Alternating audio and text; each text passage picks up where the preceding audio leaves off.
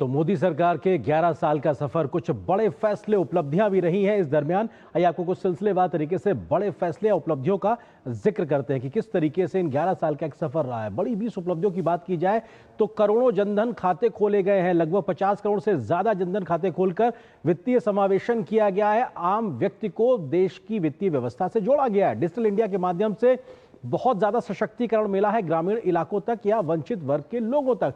स्वच्छ भारत अभियान से देश को एक नया प्रकार का आयाम मिला है। लोगों की जिंदगी में बहुत सुधार हुआ है, तो देश की छवि में भी एक बड़ा इजाफा हुआ है। किसान सम्मान निधि के माध्यम से 3.25 लाख करोड़ रुपए तक किसानों के खातों में गए हैं, तो ये बताता है कि कितना बड़ा फायदा सीधे तौर पर आम व्यक्तियों तक पहुंच रहा है। पारदर्शी व्यवस्था से आर्टिकल 370 की समाप्ति करना नए जम्मू कश्मीर के भाग्य को लिखने और उसे आगे तेजी से बढ़ाने के लिए साफ तौर से दिखाता है। इसी प्रकार से 3 तलाक की समाप्ति का कानून भी एक बड़ा फैसला था।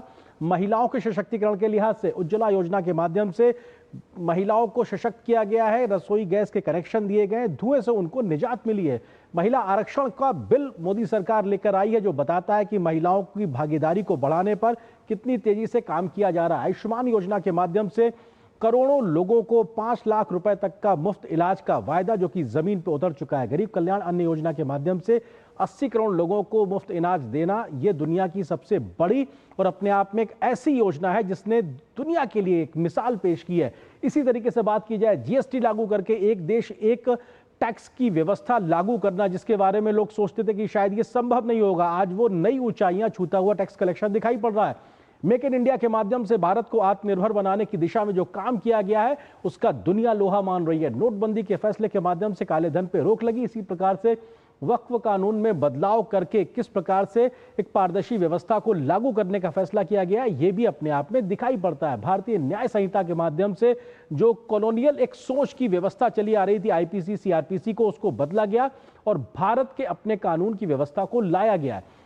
इसी प्रकार से आतंकवाद पर कड़ा प्रहार की अगर बात की जाए तो आज भारत आतंकवाद के खिलाफ घर में घुस के मारने की रणनीति पे काम करता है।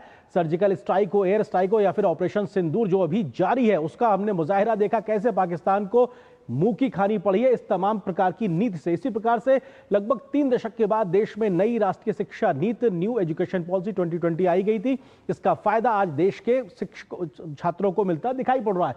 मजबूत आंतरिक सुरक्षा की बात की जाए तो नक्सलवाद खत्म होने की कगार पे है, तो पूर्वोत्तर के राज्यों में शांति स्थापना बड़े स्तर पर हुई है। अयोध्या में भव्य राम मंदिर विरासत भी विकास की एक नई अनूठी मिसाल दिखाता है। 27 करोड़ लोग गरीबी रेखा से बाहर आए। ये उन 11 साल की तमाम लगातार निरंतर योजनाओं का ही असर है कि आम व्यक्ति सशक्त हुआ है और गरीबी से बाहर निकल के आया है। तो ये अपने आप में बताने के लिए काफी है कि किस प्रकार से ये अपने आप में तमाम बड़ी कोशिशें